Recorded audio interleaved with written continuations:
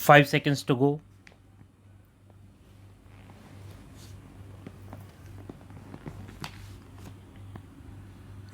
Start. Since independence, considerable interest has been shown by the states, individuals, and voluntary agencies in the field of education. Educational facilities are being gradually extended to the remotest corners. Burden of tuition fees is being sought to be lessened, especially for the weaker sections of our people. More attention is being given to education of girls and for providing technical, scientific, and professional instruction. Nevertheless, I must confess I am far from happy with the progress we have made or the direction our educational programs have taken. Equal opportunity in the full and true sense does not exist. Even though the government gives merit scholarships to the deserving children of low income group to enable them to take advantage of public school education, the portals of our best institutions have, for all practical purposes, remained the preserve of the affluent few. We have witnessed a proliferation of educational institutions, but the curriculum is more or less a legacy of the times of Lord Macaulay. We have spent much energy on issues of language and medium of instruction, and yet what has emerged is mostly clouds of controversy. We have not been able to evolve any system whereby our young boys and girls, after finishing their studies, can come out of their schools and colleges with any measure of self confidence to face the realities of life and to undertake their responsibilities as responsible citizens and custodians of the future. Standards of discipline and physical fitness have also noticeably fallen. It is not too late to make a dispassionate reappraisal. The educational system has to be relevant to the society in which we live. Our children are the greatest asset of the nation. The future of the country depends on them, and how safe the country's future will be in their hands depends in turn on the character and capabilities that our education system and our educational institutions instill, inspire, and build in them. Towards this end, our educational pattern has to be restructured so as to meet the challenge of our times. It should be flexible enough to adjust to the changing requirements lest it should get fossilized. We cannot afford to pursue old methods in the changed situation. If we want to build a brighter and better India, we should start at the school level by training our girls and boys to be useful and worthy citizens of the motherland.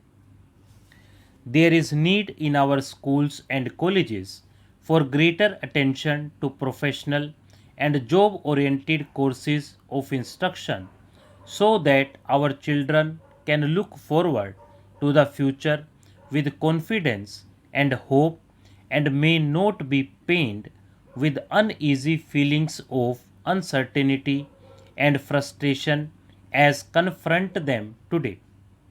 There is also need to devote greater attention to sports and games for the play fields help in building not only the body but also inculcate discipline and capacity to lead. Our educational system needs to be so rearranged that while we instilling our young boys and girls ethical values and respect for religion, yet, irrespective of the faith which they profess, they grow into good citizens with broad minded, generous, and Catholic attitude, treating all their fellow men as members of one large family without inhibitions of class or creed or material fortunes. For a vast country like ours, with many languages, many religions, and in a sense, many cultures, education must help to bring about a synthesis of them all and foster a sense of togetherness and thereby contribute to national integration and harmony. Very often, the question is asked whether the public school system is in harmony with the society in which we live.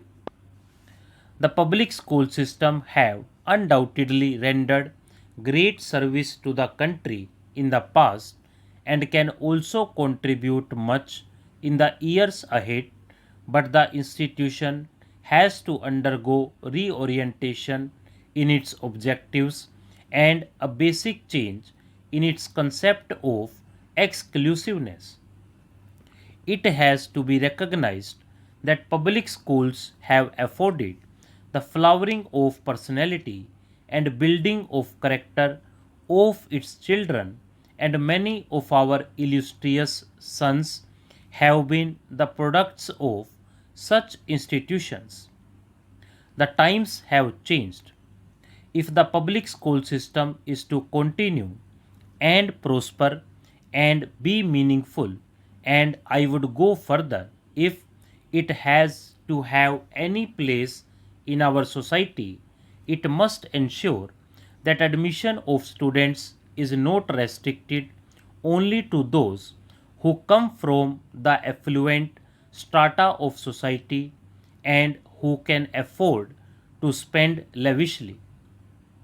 The intelligent and deserving students, irrespective of their social and financial status, must find an opportunity for admission to these institutions. To be precise and practical, firstly, a certain percentage of admissions should be reserved for bright students of less fortunate parents, and secondly, a certain percentage should also be earmarked for average students of the so called common people. We have vast talent lying untapped in our sprawling rural backwaters, and this talent must be harnessed for the overall good of the country. The country is facing many problems, but there are many opportunities as well. Stop.